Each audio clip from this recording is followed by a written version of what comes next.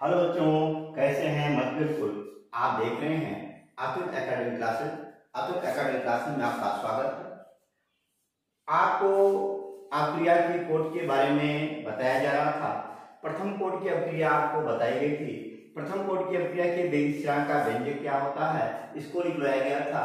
और प्रथम कोड की अक्रिया के लिए अर्धायुकाल के बारे में बताया गया था। ठीक है, ज्यादा ध्यान देंगे। देखें, आपको क्या बताया गया था प्रथम कोड की अभिक्रिया के बारे में, और आज आपको बताएंगे प्रथम कोड की अभिक्रिया के लक्षण। ठीक है, और उदाहरण देखिए। प्रथम कोटि की अभिक्रिया के लक्षण देखेंगे। नंबर 1 क्या होता है प्रथम कोड की अभिक्रिया के लिए? प्रथम कोड की अभिक्रिया वेग स्थिरांक का व्यंजक k 2.303 by T log a minus x base 10 होता है। पहला लक्षण जहां a क्या है? प्रारंभिक मात्रा है, यक्स आपका विभक्त मात्रा है, और a माइनस यक्स क्या है? आपका शेष मात्रा है। ठीक है, बात है। सेकंड क्या होता है? सेकंड क्या है? प्रथम कोड की अभिक्रिया में अर्ध आयताकार t हाफ बराबर a बाई t हाफ बराबर देखेंगे t हाफ बराबर 0.693 बाई टी होता है। ठीक है, अर्थात अर्धायुकाल उसने प्रारंभिक मात्रा पर निर्भर नहीं करता। अर्धायुकाल अपनी प्रारंभिक मात्रा पर निर्भर नहीं करता।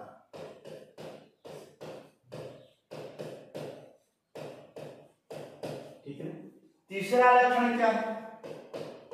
आप देखोगे इसका मात्रक निकालते हो। मात्रक में आपने पढ़ा है dx upon dt equal to k bracket में a minus x। dx upon dt, dx का मात्रक क्या? Mole per litre by second equal to k into mole per litre. Mole per litre खत्म, के का मान सेकंड इनवर्स हो गया। अर्थात आप बोलोगे प्रथम कोड की अभिक्रिया में, प्रथम कोड की अभिक्रिया में वेग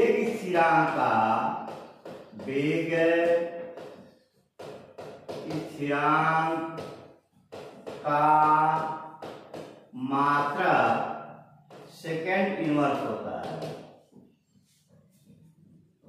आया? थर्ड नंबर, फोर्थ नंबर आइए जरा। फोर्थ नंबर आप बोलोगे प्रथम कोड की अभिक्रिया को पूर्णतः विरक्त होने अनंत समय लगता है। प्रथम कोटि की अभिक्रिया को पूर्णतः विघटित होने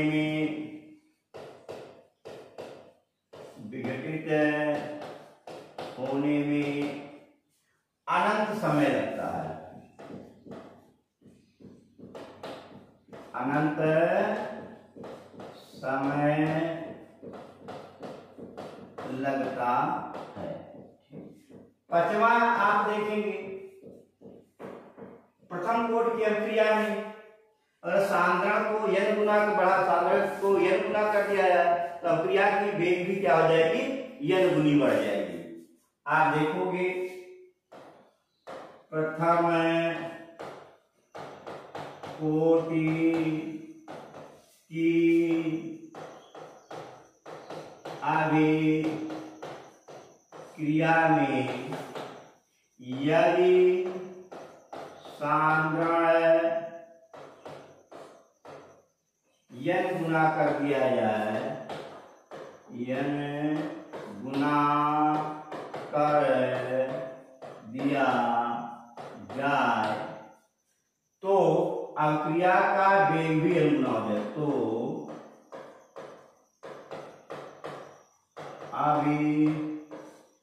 अभिक्रिया का वेग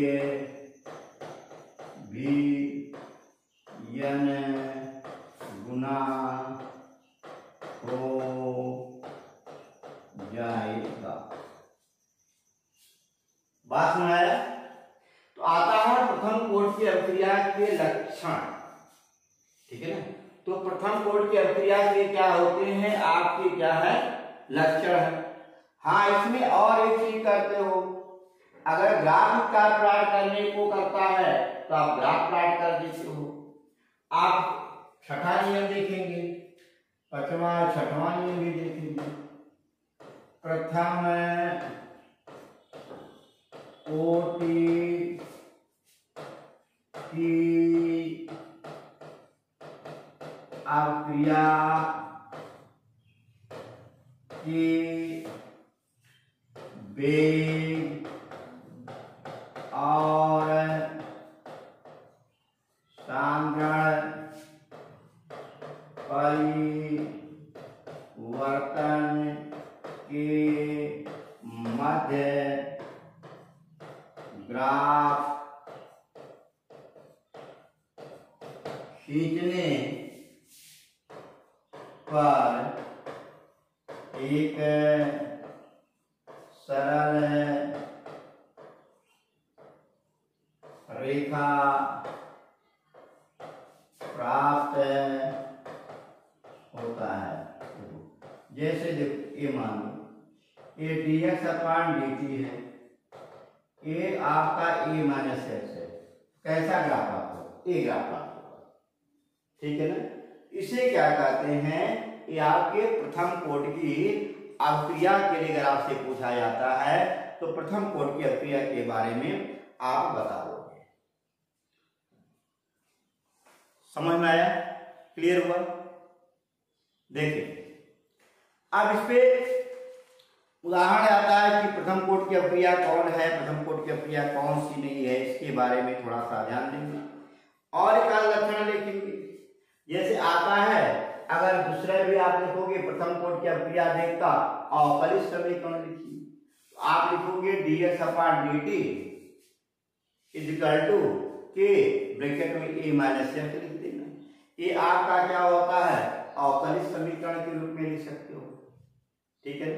इसे अवकलित समीकरण लिखने के लिए कहा जाता है, तो आसानी के साथ आप क्या लिया, dx अपान dt के एंटीमास अभिकारी अणु लिख सकते हो, क्योंकि अभिकारी अणु में यहाँ पर एक चीज ध्यान रखिए, जैसे अवकलित समीकरण की बात होती है तो लिखोगे minus da upon dt equal to K और एंटीमास ए कौन सा है, अवकलित समीकरण। ये भी लिख सकते हो कि प्रथम कोटि की अभिक्रिया देखा अवकलित समीकरण फलाने है। सेकेंड इसका आप क्या कर सकते हो, मात्रक भी लिख सकते हो। और देखेंगे थोड़ा सा और आगे कुछ लक्षणों के बारे में बता दें, तब इसके बाद आगे बढ़ते हैं। यहाँ पर ये भी आपने पढ़ा है बाबू, जैसे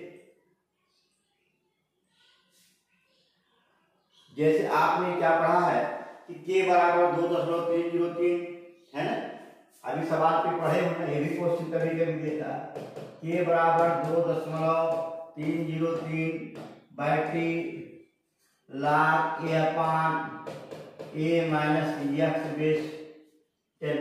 ये समीकरण तो अभी आपने पढ़ा है कि प्रथम कोटि की अभिक्रिया के लिए, या ऐसा भी लिख सकते हो, सीधे क्रॉस मल्टीप्लाई कर दो, kt बराबर 2.303 log a upon a minus x base 10।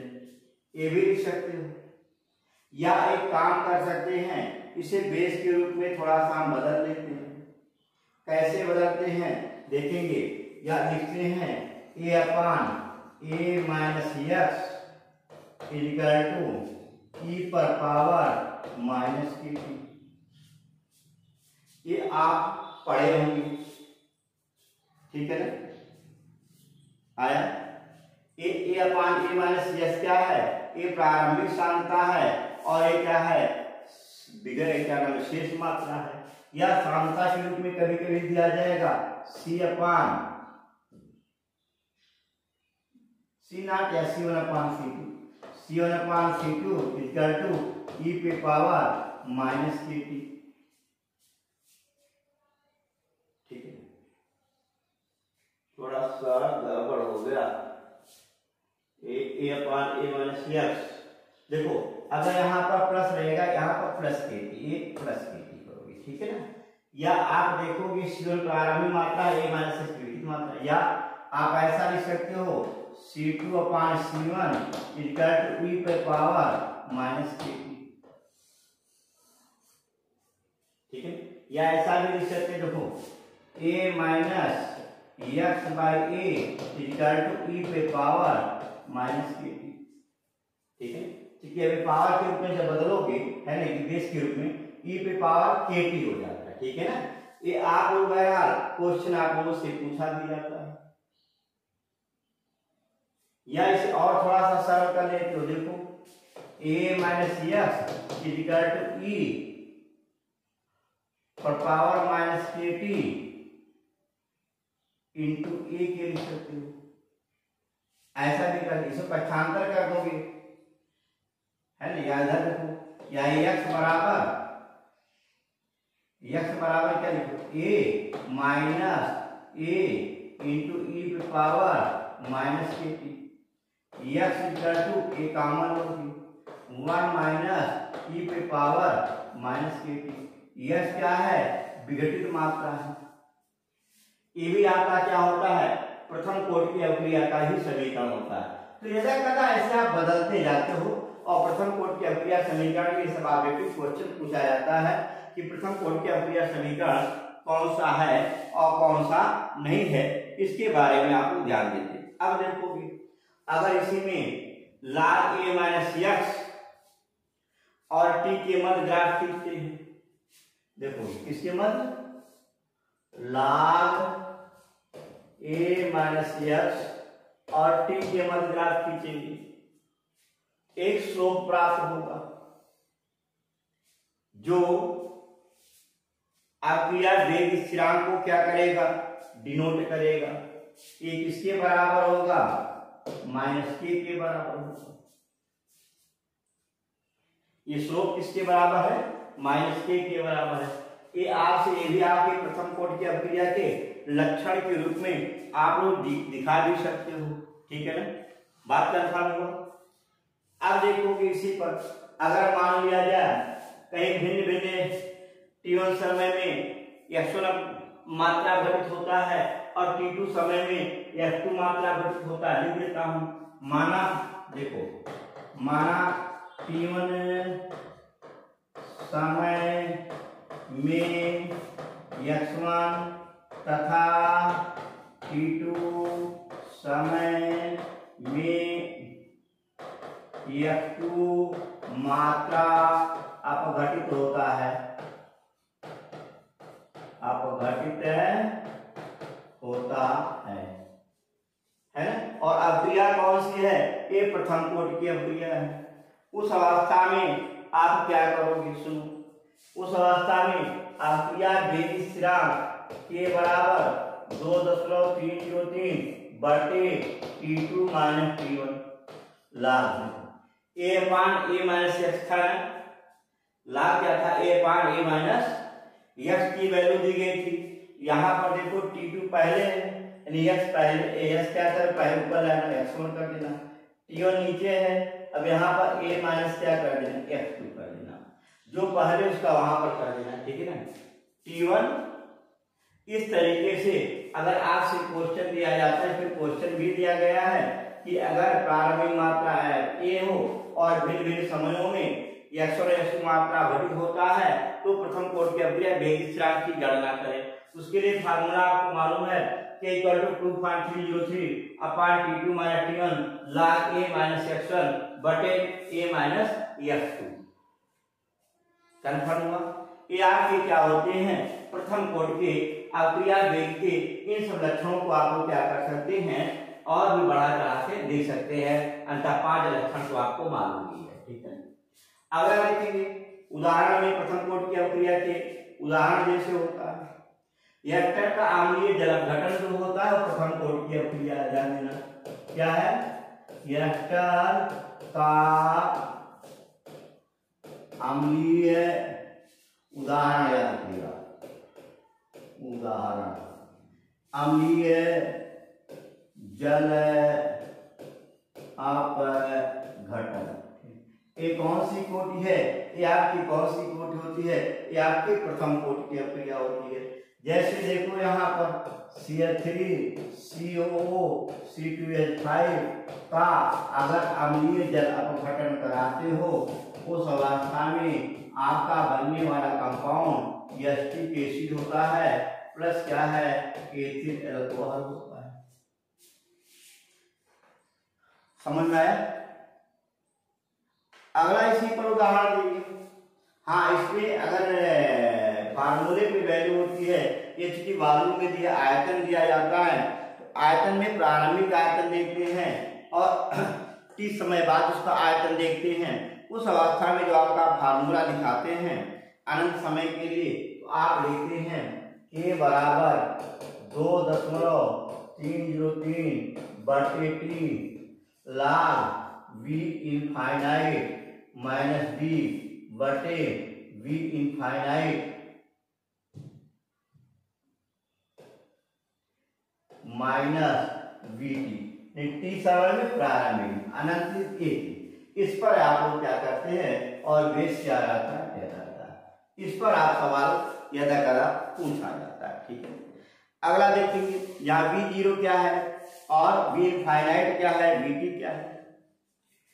यहाँ पर ये मिश्रण के जो आयतन का अनुपात होता है वो बराबर दिया ही रहेगा। V1 है T समय पर है ना, प्रारंभिक आयतन दिया है, अनंत आयतन दिया, तो वीडियो क्वेश्चन दिया रहता है। क्वेश्चन जब आएगा तब आप लोगों को बताएंगे। ठीक है, अगला जो होता है आपके सुक्रोज का भी अम्लीय जल अपघटन, ये भी प्रथम कोटि का होता है। सुक्रोज में C12H22O11, तो अगर हम अम्लीय जल अपघटन कराते हैं उस अवस्था में आपका ग्लूकोज बनता है C6H12O6 प्लस C6H12O6। यहाँ पर याद रखिएगा, यहाँ जल की मात्रा एक्सेस होती है, अधिक होती है। ध्यान दें, अगर जल की मात्रा कम होने लगी तो द्वितीय कोटि हो जाएगा, और चूंकि यहाँ की जल की मात्रा हम एक्सेस लेते हैं तो हम इनफाइनाइट लेकर के करते हैं, अब हम अनंत मात्रा लेकर करते हैं, यहाँ से प्रथम कोटि होगा। अगर ये जल की मात्रा एक्सेस ना ले तो द्वितीय कोटि हो जाएगी। ठीक है, आया। अब इसमें भी वही हाल करते हैं, सवाल लगाते हैं। सवाल लगाने पे वहां पर रेट देते हैं। ठीक है ना, उसमें एक क्वेश्चन पोलर मापी दिया रहता है, पाठ्यांक दिया रहता है कि पोलर मापी पाठ्यांक कितना है ना, और सुक्रोज का तो उसके जो अक्रिया वेग स्थिरांक की गणना करेंगे। तो उस अवस्था में जब पोलर मापी दिया जाता है तो वहां पर R उसमें एक काम करते हैं, यहाँ पर जैसे V माइनस V नॉट की हो, तो जो पोलर स्थिरांक दिया रहता है के बराबर लगाते हैं 2.303 by T log R not minus R infinite by RT minus R infinite. ये आप फार्मूले पर वैल्यू पुट करते हैं और मान निकालेंगे। ठीक है, वो सब पोलर मापी से नियतांक कितना दिया रहेगा, अनंत नियतांक के अनंत पे शून्य होता है। ठीक है, R1 R2 दिया रहेगा, कैलकुलेशन करेंगे, मान निकालेंगे। इसी रूप में आपका जो होता है N2O5 का जो अपघटन होता है, ये भी आपका क्या है, प्रथम कोटि की अक्रिया होती है। जैसे N2O5 दो भागों में टूटेगा, NO2 और प्लस क्या है O2 के रूप में।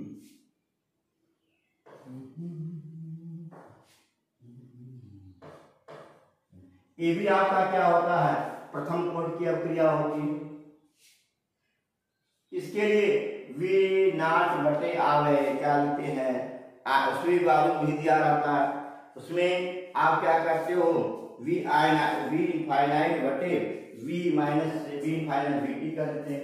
यहाँ वी इनफाइनाइट लिखेंगे, यहाँ वी इनफाइनाइट बटे माइनस क्या कर देंगे, वी टी कर देते हैं और मान निकाल देते हैं। इसी रूप में हाइड्रोजन पेरोक्साइड का जो देखिए हाइड्रोजन पेरोक्साइड का जो अपघटन होता है, ये भी आपका क्या है, प्रथम कोटि की अभिक्रिया होती है। ये भी आपका क्या है, प्रथम कोटि की अभिक्रिया होती है। यहाँ पर क्या करते हैं, 2.3 बटे वही है ए अपान, इसमें लिखेंगे के बराबर 2.303 बटे टी ला V naught by V T. इस फार्मूले के आधार पर हम इसका क्या निकाल लेते हैं, अभिक्रिया के वेग स्थिरांक की गणना करते हैं। रेडियो एक्टिव विघटन, क्या बोला, रेडियो एक्टिव विघटन भी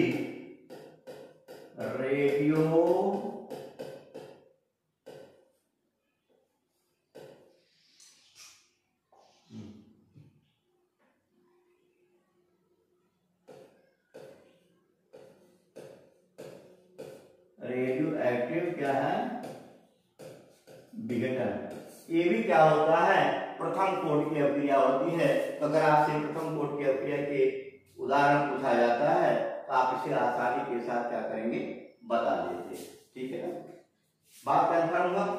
अब इस पर आप लोगों को न्यूमेरिकल आता है, न्यूमेरिकल पर थोड़ा ध्यान देंगे, बड़ा इंपॉर्टेंट क्वेश्चन होता है, हर साल बोर्ड परीक्षा में न्यूमेरिकल आता है, ठीक है, जरा उस पर ध्यान देंगे। आपको प्रथम कोटि की अभिक्रिया वेग स्थिरांक के बारे में बताया गया, ठीक है ना, और उसमें आपका लक्षण बताया गया, उदाहरण बताए गए। अब इस पर कुछ सवाल देखेंगे, एक आध सवाल देख करके, ठीक है ना, फिर इस पर अन्य सवाल बताएंगे, फिर इसके बाद आगे लगाएंगे, मजा आएगा, ठीक है ना। देखो, जैसे कहने का मतलब एक क्वेश्चन देता है, एक प्रथम कोटि की अभिक्रिया है, वो 90% पूर्ण होने में 10 घंटे लगते हैं, क्वेश्चन किताब का ही, तो 99% पूर्ण होने में कितने समय लगेंगे, क्या पता, इंपॉर्टेंट क्वेश्चन देखिए, ये क्या कर रहा है, एक प्रथम कोटि की अभिक्रिया, एक प्रथम कोटि की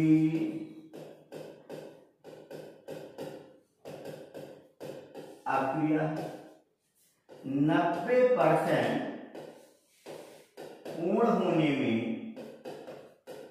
पूर्ण होने में 10 घंटे लगते हैं, तो 99% पूर्ण होने में कितना समय लगेगा,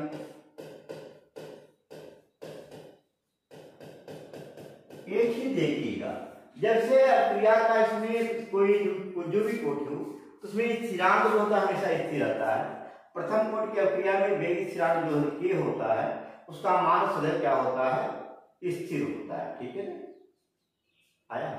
जैसे आप देखोगे प्रथम कोटि की अभिक्रिया के वेग स्थिरांक के लिए आप देखो के बराबर, आपको मालूम है 2.303 by T log A upon A minus x base क्या होता है,